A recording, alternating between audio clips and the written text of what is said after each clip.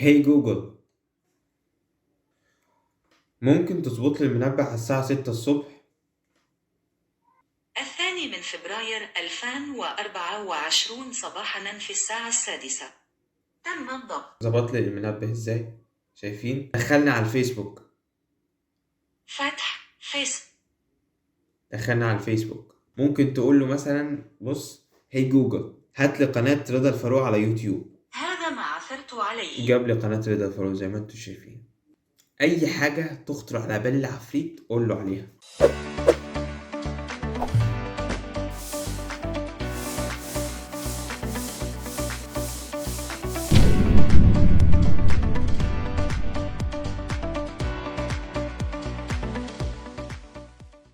السلام عليكم ورحمة الله وبركاته. في مقولة بتقول اللي ما يستخدمش حاجة صح ما ينفعش يشتكي على فشلها، ودي بتقول ان الحاجة لما بتبقى في ايدينا عشان تساعدنا مثلا ان احنا نوصل لهدف معين، ويوم ما بنقع نقول العيب مش مننا، العيب من الحاجة دي. وده كلام مش صحيح ابدا، لانه ما قدرش يستغل او يستفيد من الحاجه دي. عيب عليك لما تبقى طالب وانت مش عارف ازاي تستخدم الذكاء الاصطناعي في دراستك عموما. عيب عليك لما اقول لك تعرف شات جي بي تي تقول لي ما تعرفش. خليك طالب مميز كده، مش تبقى زي الناس. انت عارف اصلا ان في ناس اكل عيشها من الذكاء الاصطناعي ده؟ فانت متخيل بقى لما تبقى طالب وبتستخدم الذكاء الاصطناعي في دراستك الموضوع هيبقى عامل ازاي؟ في ناس اول ما بتسمع بس كلمه ذكاء اصطناعي يقول لك بس يا عم الكلام ده مش بتاعنا، الكلام ده بتاع الناس التانية، احنا مالناش دعوه بالكلام ده. خلينا بس اقول لك بقى، سواء بقى عايش في مصر او عايش في اي مكان عموما، اللي احنا عارفينه ممنوع منع باتا ان انت تاخد الموبايل معاك وانت رايح اللجنه او انت رايح الامتحان. هتقول لي ما هو الجديد يعني، ما احنا بناخده من ورا المراقبين وندخل بيه الامتحان. هقول لك انت مش متخيل او انت مش لاحظت حاجه السنه دي واللي هيحصل السنين الجايه، ان انت كنت بتمضي على تعهد بمنع اصطحاب الموبايل. هتقول لي طب ما هو الجديد ده ما هو عادي يعني، انا داخل امتحان يعني ممنوع اصلا اخد التليفون معايا عشان ما اغشش في الامتحان. هقول لك الموضوع مش كده. الموضوع ان انت كان زمان، والكلام ده مات اصلا، ان الامتحان كان بتسرب قبل الامتحان بساعه بربع ساعه، فانت تعرف اجابات الامتحان وتخش اللجنه وتحل الامتحان وانت عارف الاجابات. او مثلا انت بتاخد درس خصوصي عند مدرس معين، والمدرس دوت مثلا موجود في مدرسه اللي انت فيها فيديك الامتحان. الكلام ده كان زمان راح لسبيله. دلوقتي لا، دلوقتي في ذكاء اصطناعي، يعني بس اصور له بس ورقه الامتحان وارفعها له في اقل من دقيقه هيبعت لي اجابات الامتحان وبنسبه 100% صح في اقل من دقيقه. انت متخيل؟ فانت مش بتمضي تعهد كده وخلاص، لا، ده في وسائل دلوقتي تقدر تغش بيها وتقفل الامتحان، وكده سويت الطالب اللي ذاكر بالطالب اللي ما ذاكرش اصلا في حياته. لكن دلوقتي موضوع التسريب ومدرس يديك الامتحان، الموضوع ده كان زمان راح لسبيله. دلوقتي لا، في حاجه احسن دلوقتي، تمام؟ فانت متخيل يعني، انت متخيل دلوقتي ان انا ارفع له امتحان يحله لي بنسبه 100% صح واقفل الماده في اقل من دقيقه؟ انت متخيل؟ انا هنا مش جاي اقول لك ازاي تستخدم الذكاء الاصطناعي في الغش، انا جاي هنا اقول لك ازاي تبقى احسن 1% من الطلاب بيستخدموا ذكاء اصطناعي في دراستهم عموما او في ايا كان.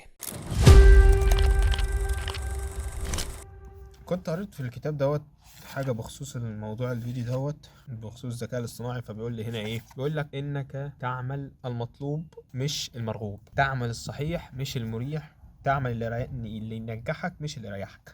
بمعنى ان انت ما تستخدمش الذكاء الصناعي عشان تريح نفسك، لا، مش عشان تدخل بيه الامتحان وتغش، لا، تستخدمه في الحاجة اللي تنجحك، اللي هتساعدك ان انت توصل.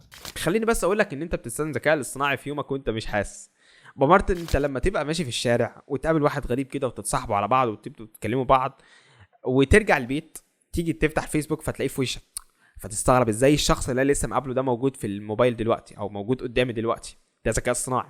وانت سايق العربيه، العربيه فيها ذكاء اصطناعي. ده ابسط مثال. بص، كل حاجه بتعملها في حياتك هتلاقي معظمها فيها ذكاء اصطناعي.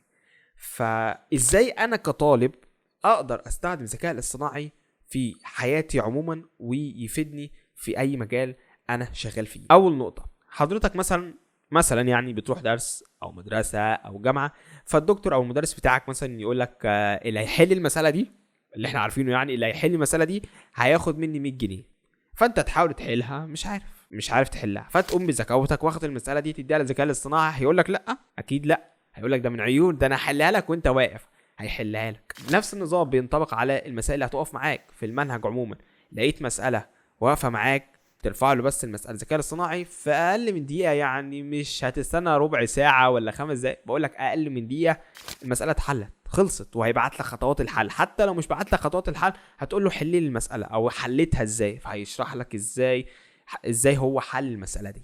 ده ابسط مثال. تاني نقطه، حضرتك مثلا ما بتحبش تقرا ولا في كتب ولا في قصص، وانت مش عندك خلق ان انت تقرا اصلا. سهله، هتروح واخد الكلام اللي في القصه كلها او الكلام اللي في الكتاب كله وترفعه للذكاء الاصطناعي ويقول لك، وتقول له مثلا لخص لي الكلام ده كله في صفحتين، في 3 صفح، زي ما انت عايز. هتقول لي انا هكتب له الكلام اللي في الكتاب او في القصه كلها؟ اقول لك لا يا عم، ايه اللي يخليك تكتب الكلام ده كله؟ بص سهله، انت ممكن بابسط مثال او ابسط برنامج انت بتستخدمه في حياتك اللي هو بتاع جوجل ترانزليت، بس هتصور له الصوره بتاعه الكتاب على اساس ان انت بتترجم، فهو بيروح عامل تحديد كده او بيعمل سيلكشن كده حوالين الكلام اللي هو قدامه، فانت بتروح واخد كوبي للكلام ده وترفعه بدل ما تكتب كل شويه. او ممكن تاخد مثلا تدخل على جوجل وتبحث عن الكتاب اللي انت بتقرا منه وتاخد منه الكلام كله وترفعه للذكاء الاصطناعي وتقول له انا عايز الملخص من الكلام ده كله، وفي الاخر هيديك الملخص المهم، سواء بقى ان انت عايزه صفحه، في صفحتين، في 1000 كلمه، في 500 كلمه، زي ما انت عايز. تالت نقطه، حضرتك مثلا مقدم على مسابقه او رايح انترفيو، فانت عايز تبقى عندك معلومات كافيه عشان لما تتسأل اي سؤال تكون يعني مستعد لي الاجابه على السؤال ده. فانت مش كل شويه بقى هتبحث وتدور وتدخل من مقال للتانيه من وسط ملايين المقالات اللي منشوره ديت واعلانات بقى سعادتك، وتستنى 16 ثانيه عشان تدخل للرابط وجع دماغ. في حين ان انت تقدر تسأل الذكاء الاصطناعي عن اي معلومه، هو بنفسه بيبحث في وسط الملايين المقالات ديت ويديك المعلومه، ويقول لك كمان المصدر اللي هو جاب لك المعلومه من ده. تقدر تساله عن اي حاجه، تساله مثلا عن شخصيه مشهوره جدا، هيقدر انه يعمل بسرعه في ثانيه، في ثواني معدوده بالظبط، بيعمل زي بحث سريع كده ويديك المعلومه في ثانيه من غير ما تدخل من مقال للتانيه واعلانات تستنى 16 ثانيه عشان تنتقل من المكان ده. فهو بيسهل عليك كتير جدا، فبدل ما انت تدور هو هيدور وهيجيب لك المعلومه من غير تعب ولا مجهود. هي جوجل، ممكن تظبط لي المنبه على الساعة 6 الصبح؟ 2 فبراير 2024 صباحا في الساعة 6 تم الضبط. ظبط لي المنبه ازاي؟ شايفين؟ هي جوجل، دخلني على الفيسبوك. فتح فيس. دخلني على الفيسبوك. ممكن تدخلني على الواتس؟ فتح. دخلني على الواتس ازاي؟ هي جوجل، من أنت؟ أنا مساعد جوجل، كيف يمكنني المساعدة؟ ده مساعد جوجل اسمه جوجل اسيستنت، بتلاقيه على جوجل متجر بلاي، تقدر تنزله. تقدر مثلا تقول له ايه، لو انت عندك جوجل كيب ممكن تقول له مثلا سجل لي الملاحظه ديت، جميل، فيروح هو مسجل الملاحظه ديت تدخل على جوجل كيب تلاقي الملاحظه دي محفوظه. ممكن تقول له مثلا بص هي جوجل هات لي قناه رضا الفاروق على يوتيوب. هذا ما عثرت عليه. جاب لي قناه رضا الفاروق زي ما انتم شايفين. اي حاجه تخطر على بال العفريت قول له عليها. اي برنامج انت بتدور عليه ممكن تقول له دخلنا على البرنامج ده من غير ما انك تدور عليه. المنبه، بدل ما تدخل تظبط المنبه تقول له اظبط لي المنبه ده، فتلاقيه المنبه اتظبط. ممكن تقول له الغي لي كل المنبهات اللي متفعله، هيروح لغي لك كل المنبهات دي. يعني ميزه كويسه جدا، انصحك ان انت تشغلها عندك في جهازك، توفر عليك وقت كبير جدا جدا جدا.